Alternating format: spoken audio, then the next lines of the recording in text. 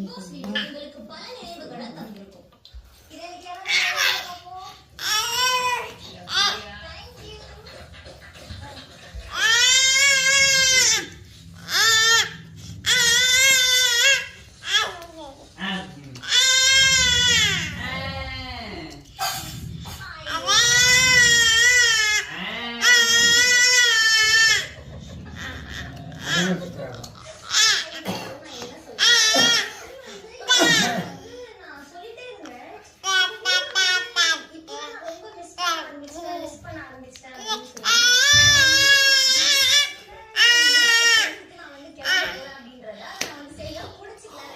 படம் பார்க்கறது பாருங்க.